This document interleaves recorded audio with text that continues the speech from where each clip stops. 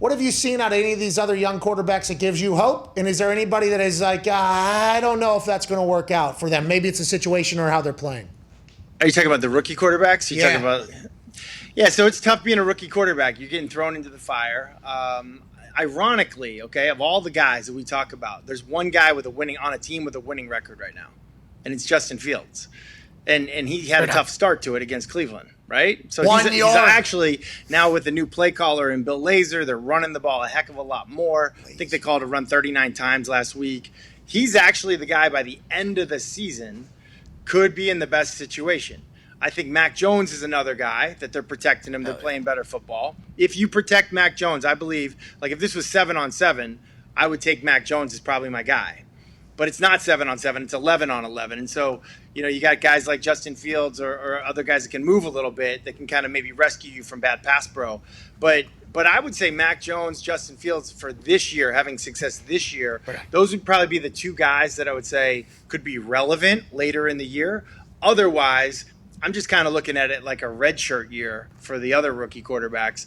And it's just like, hey, take your lumps now. These will be learning lessons that hopefully in a year. How can fans comprehend that? Because it's so real. Like Trey Lance might not be an MVP quarterback right now. I mean, look what Josh Allen was like 4 years ago. And I think there was Bills Mafia is a loyal bunch. I don't think they ever said anything, but I think there were some questions like, what are we doing? What are we doing? And then you have success. You just have to kind of eat it in the moment as a fan and as a player and as a coach. You just have to know in the organization, like, hey, we're probably going to catch some shit here for a little bit. Well, they call it growing pains. You hear coaches like, oh, we're going to have growing pains. Like that's just part of it.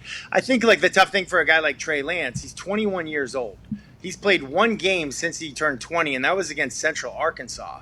So this isn't necessarily a guy like, like maybe like a Trevor Lawrence who was a 4-year starter, I believe, in high school, started for 4 years at Clemson, has played in big games. He's been on the national stage for essentially like 7 years.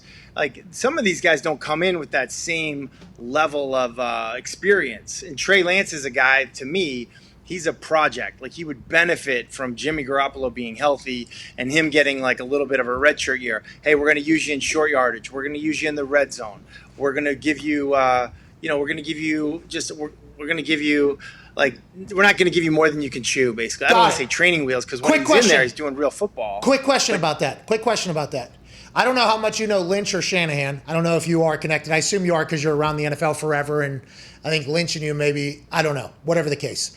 Would you jeopardize 3 future first-round picks to get to number 3 or whatever to get a guy that is a project? Like, do you think, like Shanahan, the way he's number 2 quarterback for a reason, and like the things he has said, it's not like, and I don't know how I don't know him as a person. I've only seen him go from one rooftop to another rooftop at a beach house. He seems like he has a good time from what it sounds like.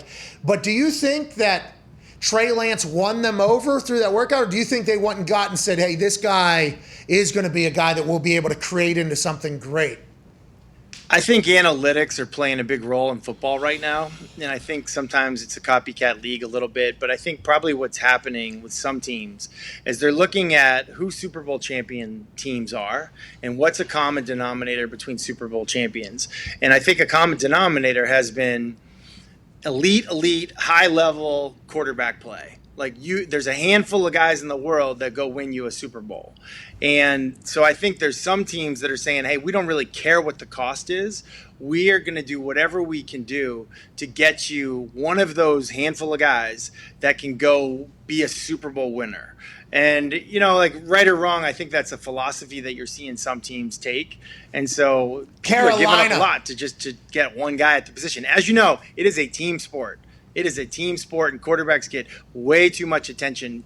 But I also think that's probably why you see like the big monster deals go down on draft day, just trying to get one of those elite guys. Okay, so it's like Carolina is one of those teams. I mean, imagine if Teddy, and we don't know what the Broncos are, I guess. They beat 3 bad teams early, and then who knows how this whole thing's going to pan out for any team, let alone the Broncos. Teddy didn't have Christian McCaffrey when he was there, right? And they pay him, and I guess it was only like $20 million or $25 million. He didn't have Christian McCaffrey. It was Matt Rule's first year in the NFL, and they were like, nah, not good enough. Get him out of here. All right, Sam Darnold. We'll bring in. And if Sam Darnold's not good enough, by the way, even if they picked up his 5th-year option, get him out. It seems like they are trying to do exactly what you're talking about. It seems like You hit the nail on the head, Pat. That is a great example. It's probably the perfect example of a team that will be, I believe, will be in every single quarterback conversation from here forward, as a team that says, as their owner, I believe, has said, hey, we are looking for the best of the best at the quarterback position.